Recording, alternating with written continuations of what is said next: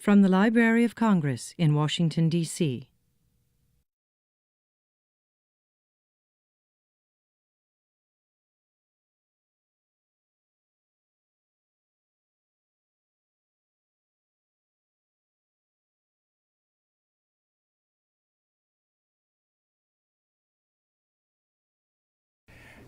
Good afternoon, everyone. I am Carolyn Brown. I'm the director of the Office of Scholarly Programs and the John W. Kluge Center here at the Library of Congress. And as we begin this program, let me ask you to please turn off or mute your cell phones so they don't go off during the program and interfere with our speaker. Today's wonderful program is a talk by Dr. Uranchimeg Tsultem. Her title is Prior to Lenin, U.S. Diplomacy and Western Explorers in Early 20th Century Mongolia. And we are totally delighted to have join us today His Excellency Alan Garel, who is the ambassador from the Republic of Mongolia to the U.S., and he's going to say a few words to us. Ambassador?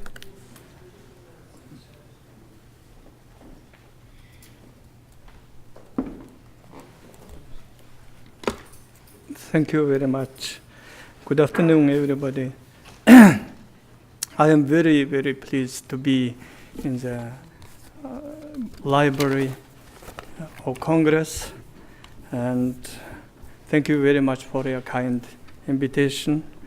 And my thanks also to Mr. Shao, the Chief of Asia Division of the Library. I thank you very much to Susan, the very important specialist and Mongolist and working in the Library of Congress for many years. He is a very excellent and wonderful close friend of Mongolians. And thank you very much because I visited the Tibetan Mongolian division and part of the library. I was really impressed that you have collection more than 6,000 books on Mongolia, and it is a really wonderful collection. I really impressed.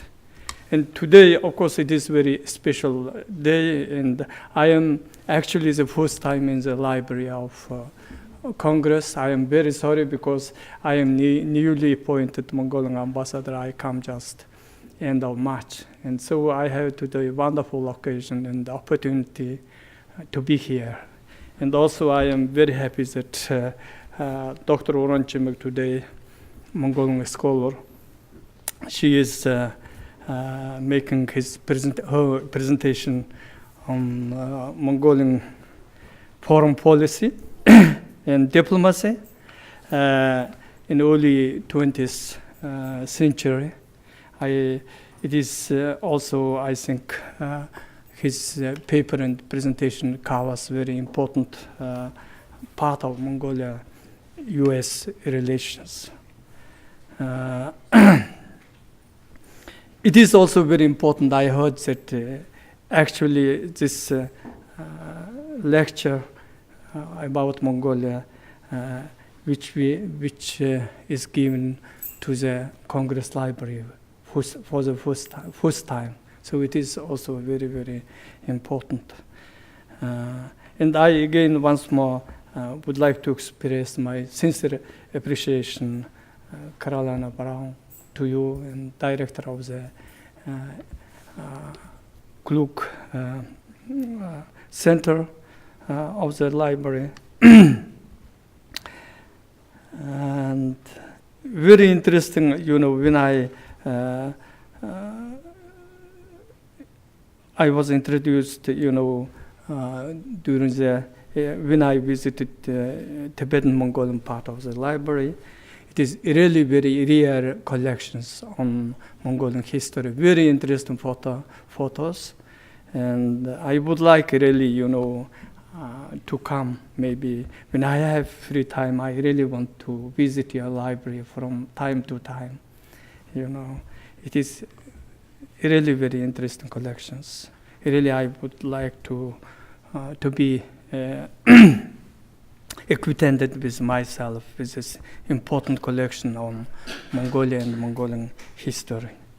So I once more thank you very much for your organization, this wonderful, very important lecture of Mongolian scholar in the Library of Congress. Thank you very much.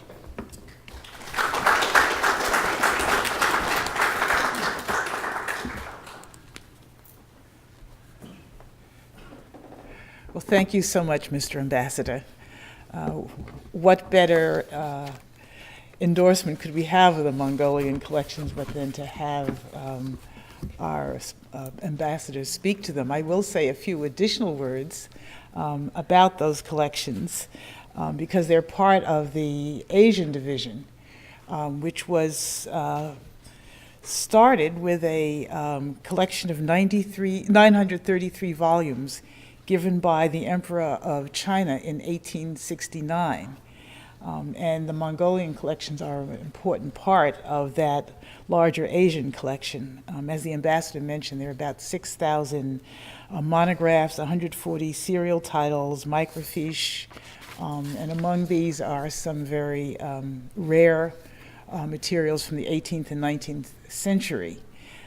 But I also want to say, although we have a very current active program in acquiring Mongolian materials, we have also been very generously supported by the embassy, by visitors from Mongolia and some members of the Mongolian community here in Washington, in additional donations to the library's collections, things that we might not have been able to acquire through our regular channels. So we are deeply grateful to the embassy and all those others who have helped us. I would note at the end of this presentation, Susan Meinheit, our wonderful Mongolian Tibetan specialist, has agreed to keep up the small exhibit that she prepared this morning for the ambassador. So if you want to leave right after this program, you can go and have an opportunity to see these special materials that would not normally be available to you. I want to say a little bit about the program under which our speaker is here today.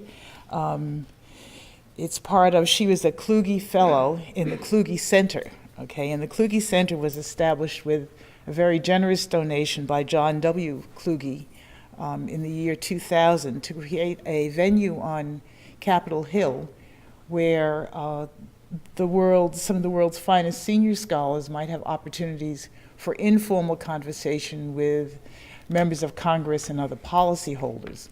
But we also have a very active program with dissertation and postdoctoral fellows. And these two groups come together to form a vibrant community. And today's speaker is one of the Kluge Fellows that is paid by the Kluge Endowment within the Kluge Center to continue her own research and writing. We offer a number of programs, primarily given by our own residents, but not exclusively. And if you would like to know more, you can sign up in the back of the room for email alerts and let you know what's happening. As well as to pick up a brochure. So I urge you to consider doing that. Today's program, then, we're really excited to be talking today about Mongolia, the history of Mongolia, Mongolian art, and the fascinating story of the interrelationship of Mongolia, Tibet, and the U.S. It's an area of study that Americans usually don't have that much opportunity to learn about, and yet here we are with that wonderful opportunity. Our lecturer today, Dr. Tsultem, as I noticed, is a Kluge Fellow currently. When she's not at the Kluge Center, she has joint appointments as Associate Professor of Art History at the National University in Mongolia, and as a lecturer in art history at the University of California, Berkeley. She has written and taught about Mongolian art, its relationship to politics and history, in articles, exhibition catalogs, and several books. And her lecture today is based on research that she conducted here at the library in preparation for writing her next book. So you're getting a kind of preview on what we're sure will be a wonderful and interesting publication of the future. So please welcome Dr. Uranchimeg Tsultem.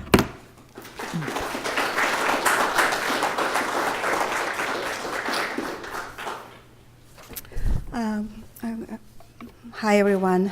Thank you very much for coming for my presentation. And before I start talking about my lecture today, I would like to extend my big thank you to Kluge Center with Caroline Brown as a director, Mary Lowricker, Travis, and Jason. All those guys were very helpful during my time for my research and writing, as well as a couple of interns that also were helpful during stages of my research, Jonathan Menza and David Moon. Well, this time has been very productive for research, finding really treasures of various kinds here at Library of Congress. And through my presentation, which is really a small part of a chapter, in fact, in my book, a larger book manuscript, I'll be introducing, hopefully, those questions and showing you some images that will be part of my larger manuscript sometime in the very near future.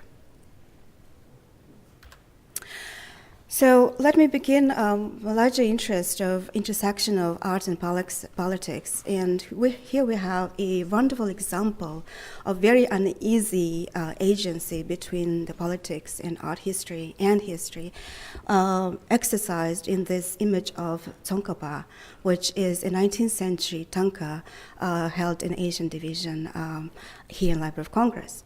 And the history of this image is it was presented to American, it was presented at this pilgrimage site, Utaishan it's called, Five Peak Mountain, which is very important pilgrimage site for Buddhists, Chinese, Mongolians, and Tibetans still today, in 1908.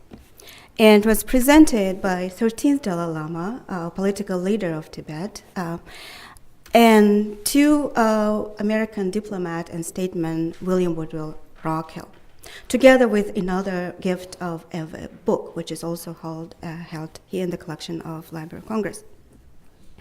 So looking at the location where we are now is 1908 marks the time of the last days of imperial dynasty in China, which was formed by non-Chinese rulers, Manchu emperors, and Utaishan is really here in a border territory between Tibet and mainland China.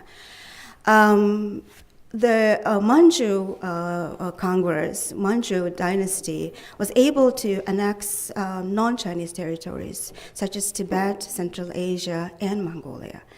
And 1908 was marking the days of upheaval and rebellions, political turmoil within China, giving opportunities such countries like Mongolia and Tibet to think about their future and to seek about opportunities for independence. For this reason, there was a political meeting happened between 13th Dalai Lama and various Western dignitaries at Utaishan, including William Rockhill. When we look at this image of Tsongkhapa, this is a very traditional image. Yet, for instance, we see that there are many opportunities of depicting Tsongkhapa, such as, for instance, this one, a Mongolian tanka held in Asian Art Museum in San Francisco. And we see this, a sort of traditional imagery depicts a life story of Tsongkhapa. And Tsongkhapa is known as a prolific writer and prolific teacher who had an extensive teaching sessions with various Tibetan scholars from all over Tibet. There is another image of the Asian Art Museum, also defined as a Mongolian work, which also shows here Tsongkhapa with his two major disciples, Kheldrubje and Gyaltsen-je, and showing again all the narrative about Tsongkhapa's life. So the question here arises that why particular this composition and why particular this image, which not only depicts Tsongkhapa in his imagery with main attributes with sword and book, which refers to his visions, multiple visions of deity of knowledge and wisdom, Manjushri, that throughout his life he was having visions and direct connections with this deity, and the deity was helping him to write and amass that incredible knowledge of Buddhist philosophy. But this composition also shows very unique. In fact, the only tanka that I know is this one, that shows the close entourage of Tsongkhapa with his very intimate circle of 8 disciples here. This image was studied and published by Susan Meinheit, who discovered that this is a very intimate circle of 8 people who were close entourage of Tsongkhapa, having extensive retreats with him, moving from one monastic site to another all over Tibet, and having those famous 3 million times of prostrations and very extensive retreat meditation sessions, studying of Buddhist philosophy. Tsongkhapa, because he was open to all these sectarian teachings without any boundaries and limits, he is also known as a founder of Gelug sect, which became a political sort of leading authority within Tibet, and had a vast diaspora through Mongolia and Himalayan regions. Because his own-minded approach, he also gained his name as a reformer of Tibetan Buddhist school. And the institution of Dalai Lamas, to whom 13th Dalai Lama, of course, belongs, is institution that is a product of Gelug sect. And it is an institution which was named by Mongolian alliance with Tibet in 16th century, Dalai Lama meaning a Mongolian word, oceanic teacher. So 13th Dalai Lama was most likely seeing himself in the parties that were involved in this gift exchange, seeing himself as well as a rockhill scholar, as well as a diplomat, as well as a modernizer, in very similar terms as Tsongkhapa himself was a modernizer and reformer of his own times. So we know that this was a very difficult time for Tibet and Mongolia, this early 20th century. And Dalai Lama was in exile 2 times. First time he was in Mongolia, and en route from Mongolia from 1907, he stopped in Wutaishan. He was second time in India in exile, fleeing from the British conquests and fleeing from the Chinese presence in Tibet. And he befriended Charles Bell, for instance, a political scholar, political official in Sikkim. And he was very open to all these modern technologies, modern inventions, and Western technologies that Tibet didn't have access to. He was also aware of modernizing efforts of Tibetan army, and he was also designing the Tibetan flag, which is still used today. So when we look at image as this tanka, not only the message of this reformer and new thinker and modernizer that the 13th Dalai probably saw in choosing this image, but also he most likely thought about the connection that he has, specific connection with Mongolia. For instance, if we see the details in these paintings, the color rhythm, color spectrum, traditional art history also looks at stylistic affinities and stylistic details to sort of locate the origins of the production. And if we see this comparison images of contemporaneous Mongolian production, we do see that this is a Mongolian work. we see the details, for instance, here in the shape of clouds, in the shape of, for instance, in the top register, particularly, the shape of clouds that you see here, the shape of plantation, of trees, and the particular shape of garments and the folding and the shading that artists use at various. This is a traditional art history that deals with it. And based on this traditional approach, we may say that this is a Mongolian work, most likely dating back to Ikhure, or the main seat where Dalai Lama spent almost 3 years, from 1904, 1907, before he ended in Utaishan. So here's more details of this. And I wanted to show that to show the visual analysis here, so for instance, the details of the clouds and shading, how similar this is to contemporary Mongolian work. Yet, we have this figure here on the top, and all these images, of course, are inscribed, and we know the identity of these real people that are depicted here. And this person is Gendun Choken Gyatso, who was an important Amdo teacher, Mongolian in ethnicity, ethnically Mongol, but living in Amdo area, who was based in the Lama Decheng monastery, and he recognized a Shadron Kadro, 7th Shadron Kadro, and he was a tutor to 7th Shadron Kadro, who who en route from Amdo towards meeting in Beijing with Emperor Guanxu, right at the time when 13th Dalai Lama was moving from Mongolia to Taishan. So the meeting happened between these two men, two Amdo person and the 13th Dalai Lama. And most likely that meeting, during this meeting, this painting was given to 13th Dalai Lama.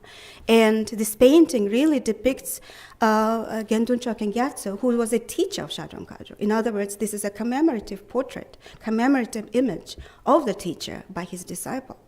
So this connection really tells us that just a stylistic analysis, the conventional art history does not really capture those complexities of agencies that are involved in the production and later reception of the images. This image is really a production of all this political and artistic exchanges that were happening in Amdo area in Mongolia, and now involving even parties such as 13th Dalai Lama and American statesmen. So I would place this as a product of Eastern Tibet and Mongolia. It's a Mongolian artist, but it is very much made in Eastern Tibet. In the area of Orga, or as it is known in Western literature, Ikhure, is the place where 13th Dalai Lama spent 3 years in exile.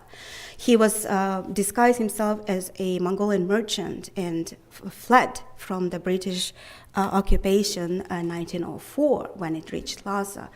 And he decided to go to Orga because that was the city where he would be able to have access to Westerners, and they would be able to meet with Russians. Russian consulate in Orga was established already as early as 1861, and in fact, when he was in Orga, he had bank deposits in Orga.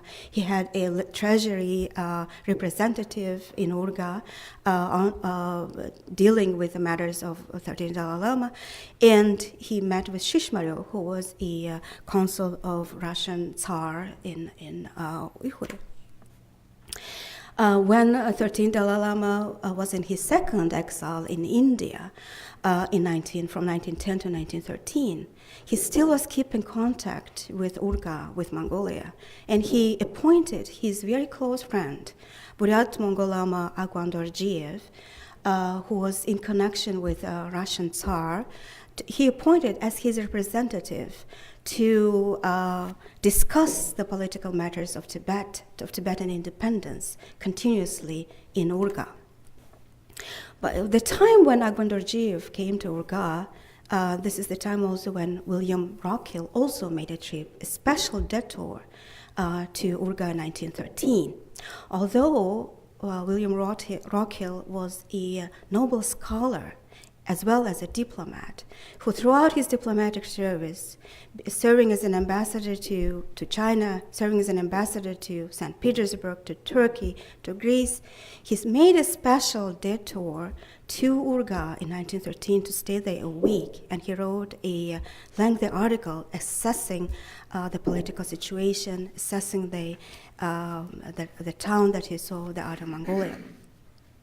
This is the time when the Bogdakhan, the political leader of Mongolia, sends letters to various governments, similar to 13th Dalai Lama, seeking for political alliances outside of China. And he was reaching out to Russia, Bogdakhan, 13th Dalai Lama, trying to form new political alliances that would help to find the independence of the two nations. And Bogdakhan was sending letters 1913, 1914, sending his representative minister to American legation in Peking and forming an appeal to American government to support the independence and protect Mongolians from the Western conquests. Rockhill, as a notable scholar, was fluent in Tibetan and fluent in Chinese. Throughout his diplomatic service, he is known to contain a large library, and he would spend hours, besides his diplomatic career, learning and reading texts and translating. He's not only a pioneer of Tibetan studies in this country. His early books arrived to Library of Congress as early as 1899, but also he was also a translator and publisher and one of the earliest scholars of Buddhism in this country. He published excerpts from Tibetan Kanjur, Life of Buddha Shakyamuni. He translated texts. He also published diaries of his journey in Amdo area through Mongol lands, trying to reach Lhasa 2 times in late 19th century. He never was able to, but in fact he was fluent in Tibetan language, and he was communicating with Tibetan leader from 1905, eventually both meeting in 1908 and conversing in Tibetan language. The meeting was so extraordinary and unique experience that he, right after the meeting, he sent a 12-page letter to the president, American President Theodore Roosevelt, saying how impressed he was with His Holiness 13th Dalai Lama. And not only Tibetan texts and translations that he produced, but he also brought a lot of books, including Mongolian books. And because he was a translator, he brought a lot of Tibetan-Mongolian dictionaries to Library of Congress. Even before he reached Orga in 1913, he was commissioning books from Orga, because Orga again was a center for education, a center for printing. He was commissioning books from Orga, and we have books here in Library of Congress that has sort of colophons and writings that's saying to us that he commissioned that and had it shipped from Orga to him in Beijing. So 1913, when all this was happening and the two nations were struggling for independence, Mongolia and Tibet forms an alliance and produces this treaty of political alliance and mutual friendship, written in both languages, in Tibetan and Mongolian. And fortunately, the copies of this text were saved at the Ministry of Foreign Affairs in Mongolia, and recently, in fact, discovered and studied in the past 2 or 3 years. In this alliance, the Agwan Dorji of the Buryat Lama, representative of 13th Dalai Lama in Orga, he is now signs this treaty made between Mongolia. Few days after the treaty between Mongolia and Tibet was signed, Tibetan Declaration of Independence was issued by 13th Dalai Lama, where he really sees Tibet as an independent nation. Unfortunately, that was very short-lived independence, because the next year, 1914, in India, British, Chinese, and Tibetans meet. So no similar convention is issued now to, in fact, divide the Tibetan territory to 2 parts. which is still valid until today. The central Uzang was now as an autonomous under suzerainty of China, but having a Tibetan government. And Amdo Kham area of eastern Tibet, where the Mongol nomads were historically living together with Tibetans, became a complete part of China. And the similar convention, unfortunately, dividing Tibetan territory between the two, made it possible for later complete absorption of Tibet into Chinese land. So Orga in 13 becomes is one my larger book manuscript talks about this monastic establishment, which grows, which is a moving site in the beginning, moving from one locale to another, but then becoming the central political center of the government. And to the extent that now a foreigners traveling through Mongolia have to have travel passes. And this is a document dating to second year of Tongzhi Emperor, it's 1862, also held in Asian Division in Library of Congress, which tells us about particular names of people who were supposed to travel to Orga, through Orga to Kyakhta, and Bissonnet, a French person, or Philosi, an American person, were traveling to Orga in 1862. The earliest map, which I found in Library of Congress, also dating to 1749, made by French missionaries, also depicts Orga and calls it Grand Lama residence.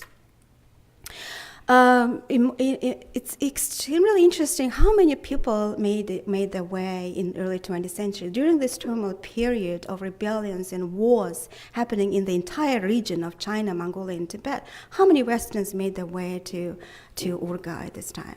Here we have, for instance, a Danish person, Danish explorer and Danish agriculturist, in fact. It turns out that Danish dairy farms and cheese processing was happening in Siberia. And when Russian borders were closed, now they made way to Orga. And they tried to open the agricultural firms. And here we have Henning Haslund, coming to Mongolia, liking this country very much that he keeps on coming. And he visits Orga and he writes, "There is no town such as Orga. There is a cloister of living Buddha." This is the term of Mongolian leader. Another Westerner who comes here and he likes it so much is Chapman Andrews, paleontologist, countryman of Rockhill, who makes his way from 1918 on routinely basis until 1926. He's coming with 5 expeditions, having a long caravan of camels, at the same time riding Dodge cars. And he is writing about, he's giving a extremely vibrant writing about Ihure, the way he saw it in 1918 and later 1922, 23, 25. He was routinely on the way to Mongolia. So I would like to read that excerpt from Roy Chapman Andrews. "Far up in northern Mongolia, where the forests stretch in an unbroken line to the Siberian frontier, lies Orga, the sacred city of the living Buddha. The world has other sacred cities, but none is like this. It is a relic of medieval times overlaid with a veneer of 20th century civilization, a city of violent contrasts and glaring anachronisms. Motor cars pass camel caravans, fresh from the vast lone spaces of the Gobi Desert. Holy lamas in robes of flaming red or brilliant yellow walk side by side with black-gowned priests, and swarthy Mongol women in the fantastic," so this is pictures, "swarthy Mongol women, headers of their race, stare wonderingly at the latest fashions of their Russian sisters. Palisaded compounds gay with fluttering prayer flags, ornate houses, felt-covered yurts, and Chinese shops mingle in a dizzying chaos of conflicting civilizations. The Mongol yurt has remained unchanged. The Chinese shop, with its wooden counter and blue-gowned inmates, is pure Chinese. And the ornate cottages proclaim themselves to be only Russian. Almost every race of Central Asia might be seen on the streets of Orga. It was a mecca for the pilgrimages of devout Lamaists. And its kaleidoscopic mass of life and color, the city was like a great pageant on the stage of a theater, with the added fascination of reality. Many strange costumes and half-dazed nomads from the steppes of Tibet or the deserts of Turkestan were here. Not only all those religious dignitaries and religious establishments and political activists were here, but also businesses flourished in Mongolia and specifically in Orga. And two business firms, American firm Mongolian Trading Company and Anderson Meyer and Company, which had their seat offices in China, in Beijing, but had their branch offices also in Orga, had active presence here. So when Roy Chapman Andrews had his expeditions riding his Dodge cars, part of his expedition was also by the man named Charles Coltman. He is in his first car with his family. Charles Coltman really imported cars to Mongolia, and he was a part of these firms that had businesses in Orga. And the trail that this man was following is from this gate in China called Kalgan or Janjako, modern day, and Orga here. So this trail was passed by these Westerners numerous times by camel caravans, by cars. Except of Dodge cars, there was also Ford Model T that was introduced and widely used in the businesses here. Roy Chapman Andrews is well known for his paleontological findings of dinosaurs. He's the one who has shown to us and proven to us that dinosaurs are hatched from eggs. And he found those skeletons of mammals that were, there was sort of origins of what we know as whales today. They were actually mammals, and he found those in Gobi Desert. All this is on display in American Museum of Natural History. But he was also, as recent scholars, such as Alicia Campi has shown to us, he was also a civil informant, so to speak, a spy. That was throughout his scientific research, so to speak. He was also informing about military capabilities, economic situation, about different parties in Mongolia specifically, and also in China.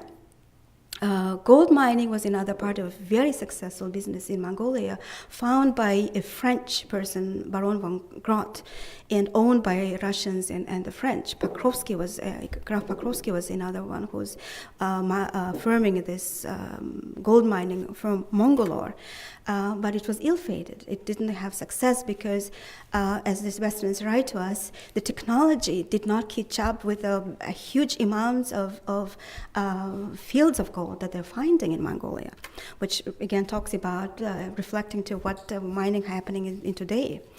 1925, another economic map was made, possibly based on the records that Roy Chapman Andrews was reporting back to Washington. And this map really shows about those economic wealth and mineral resources and golden fields that are available in Mongolia. 1925 was one of the latest expedition of Roy Chapman Andrews in Mongolia, which he considered, loosely quoting him, as most successful and most adventurous of his own. So based on these reports, there was a routine presence of American diplomacy in Orga. Charles Eberhard is a consul general who visited Orga in 1920, and meeting with foreign colony in Orga, meeting with American firm representatives in Orga, he makes a suggestion back in Washington that a U.S. consulate must be open in Orga.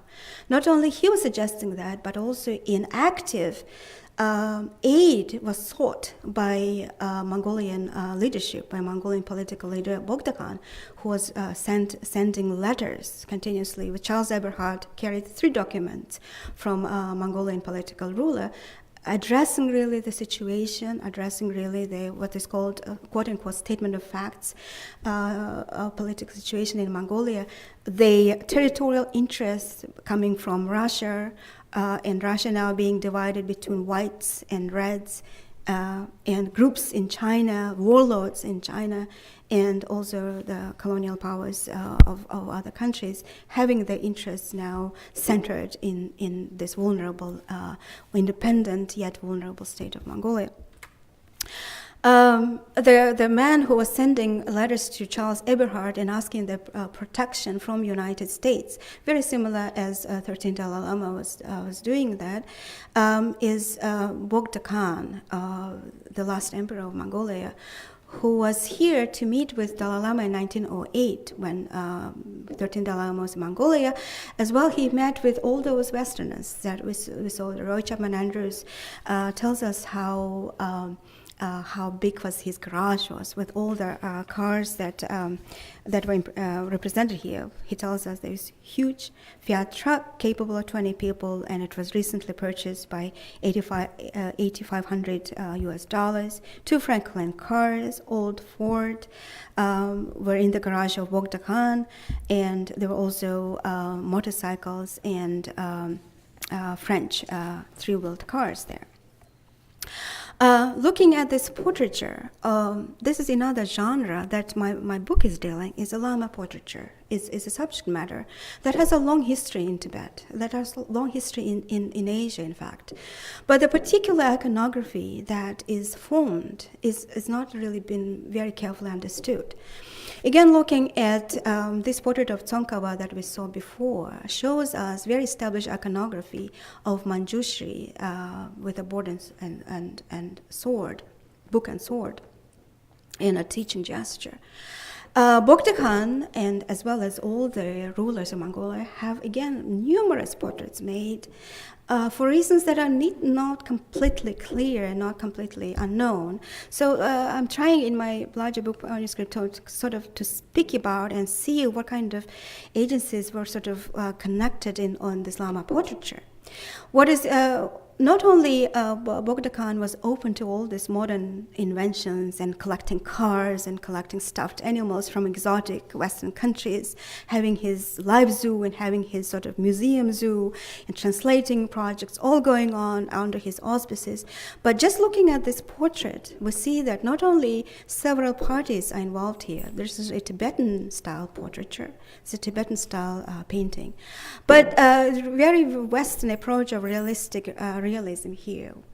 If Tsongkhapa has shown a transcendental body, which is a Buddhist concept in itself, here he wants to be really recognizable. He really aims to be known as his physical physiognomy, known to his people.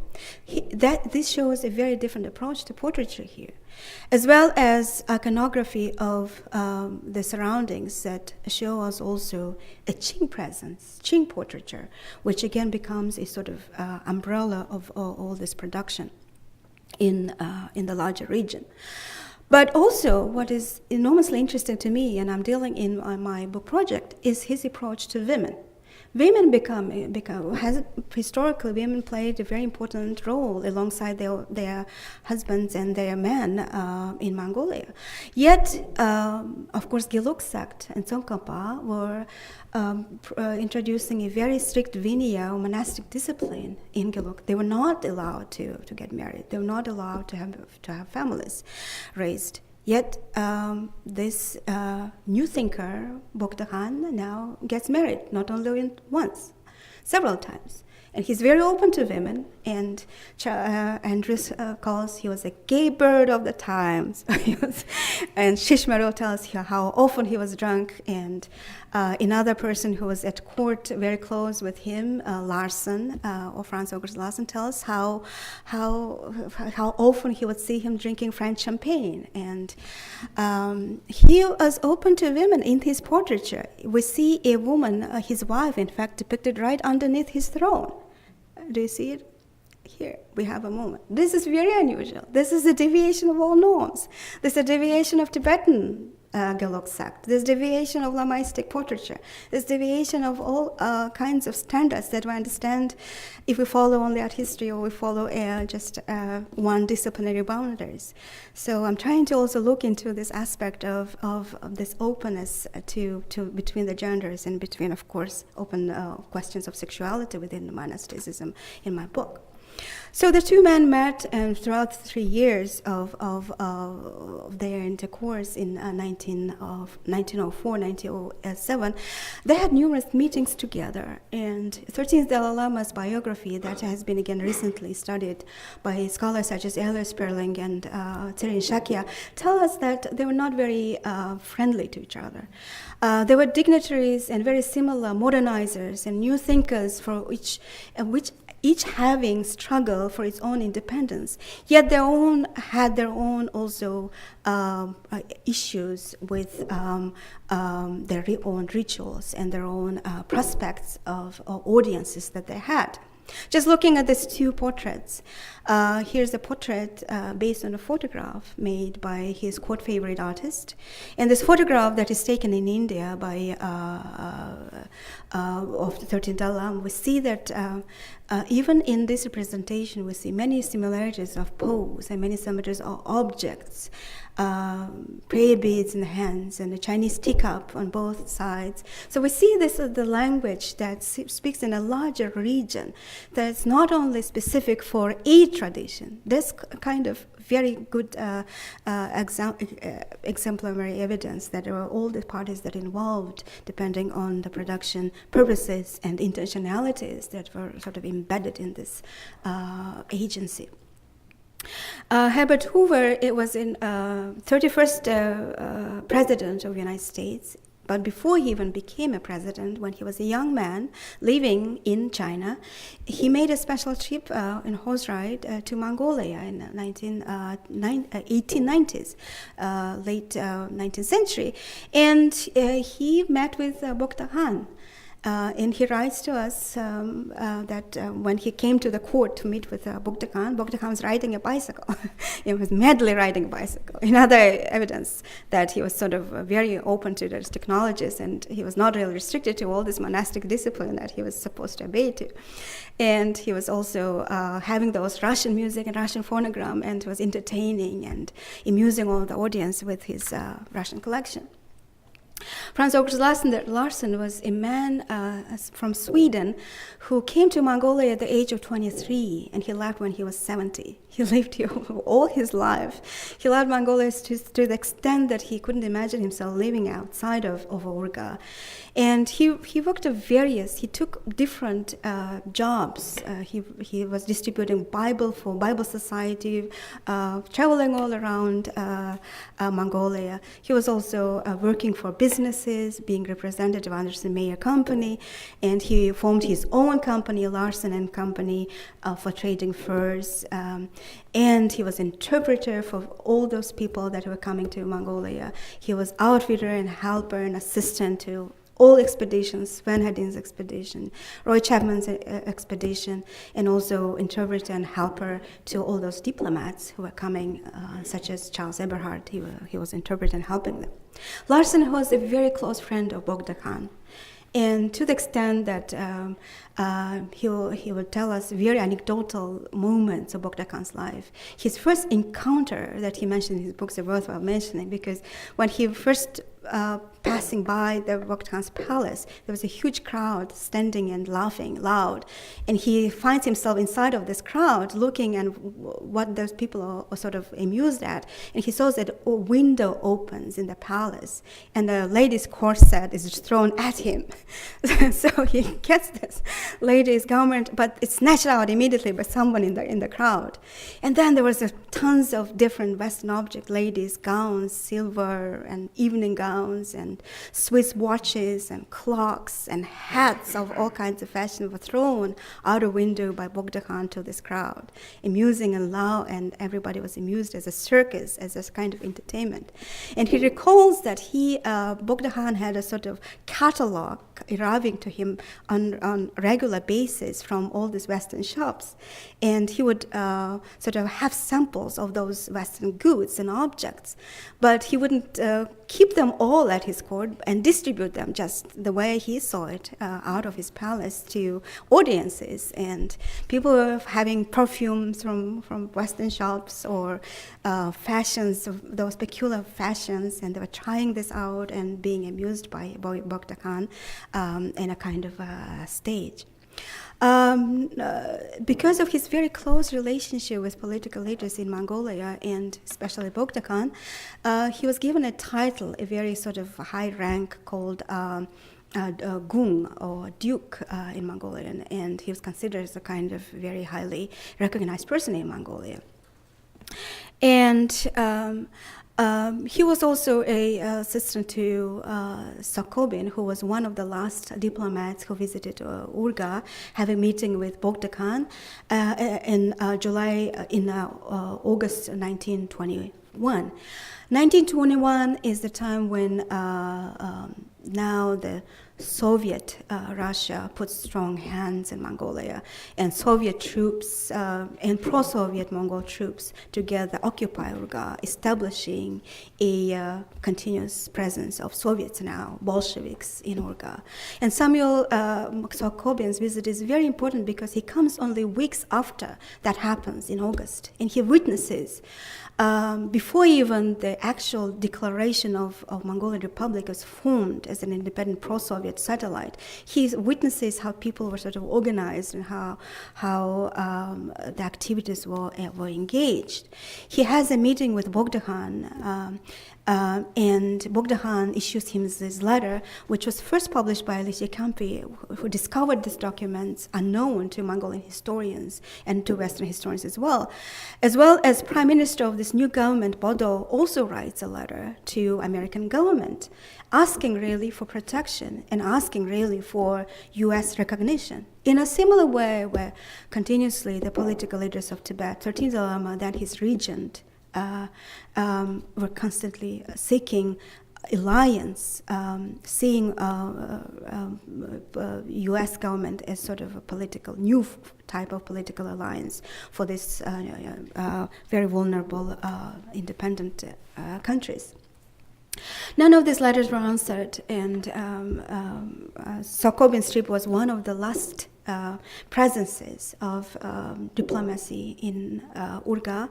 1927, when borders of Mongolia were completely closed, Kobien witnessed beginning of purges, the time when he visits second in his last time, Orga. Prime Minister Bodo was writing a letter asking for recognition, now will be executed, now will be removed from his service, executed among other revolutionaries as a part of this huge devastation that happens, putting complete demise Orga, putting complete demise Buddhist faith as a socialist intolerance to religion. There will, out of 1,022 monasteries that existed in Mongolia, only 2 would be limitedly spared, and everything will be made by Russians to sort of have Mongolia detach from the past. As a part of this campaign, of course, of detachment was changing the alphabet, the traditional script to Cyrillic script, which is still in use of modern-day Mongolia. Another aspect that I'm dealing with this larger project of Mongolian art in my book is looking also again at from the religious aspect. What do we know and what do you understand looking at this Llama portraiture as a genre?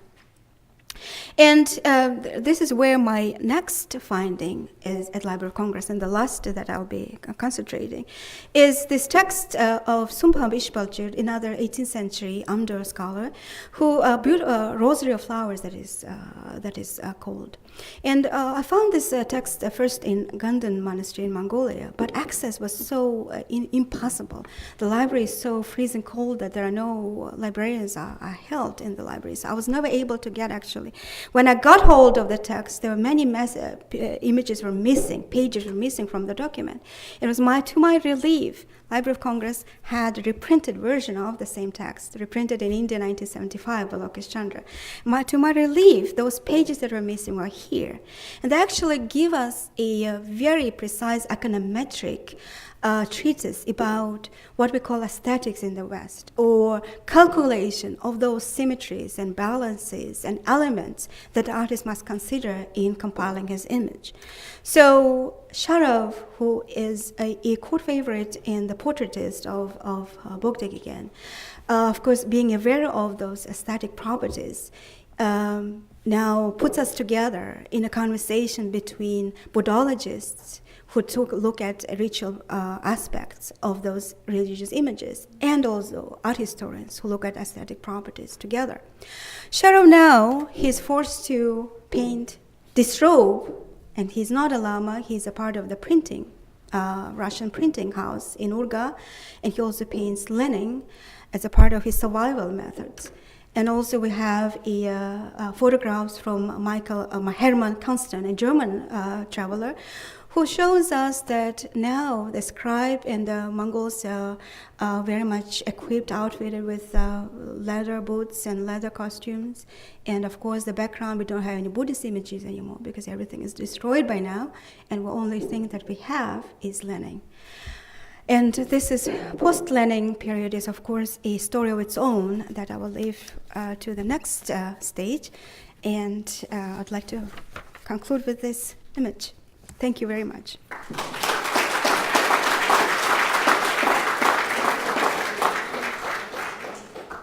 We probably have time for that maybe one question. Yeah, I think we have time maybe for one question.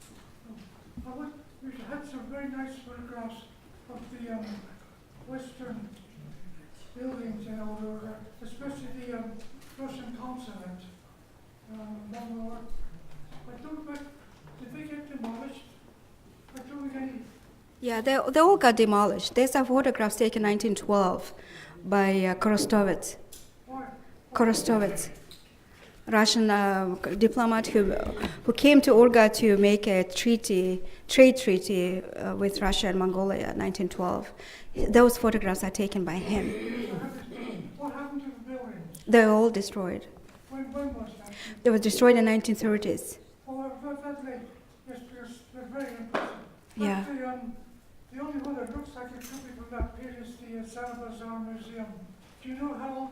That's a big building. Yes. Do you know when that was built? I don't know when it was built, but I know that it was used as a Russian shop before it was turned into a museum. Where the, what's that, Russian Consul's Hill, where the British Embassy now is? Yeah, that the whole region was called American Consulate, American Hill, American Dinch. Where the airdrome was. That's right, that's right. It's a pity, because they were very impressive buildings. Yes, yes, yes. Actually, my clock fooled me. I think we have about time for a second last question, so maybe we can take one more and then we'll conclude. So, yeah. Thank you very much. Very interesting. Do you think, with all the efforts made by the Bogdakhan and 13th for alliances, affiliations, mission, no response from the U.S. side, do you think the U.S. relied on, or did Britain offer any kind of guidance that may have contributed to the non-response? Well, Kobien, for instance, when he was writing about all non-response from Washington to all these appeals, he tries to tell us that it was very sort of regular, that there was no response to even his own letters and his own documents. So he was trying to say that it wasn't a sort of a political stand of the United States at the time, but it was very often to see what the purposes of the United States had in terms of protection of the businesses and economic sort of interests, along with the political interests. But just the fact that there was no response, it shows that there was no really a willingness to support those new independencies. Well, please join me in thanking our speaker, and also remember you're invited back to the Asian Division for a display. Thank you very much. This has been a presentation of the Library of Congress. Visit us at loc.gov.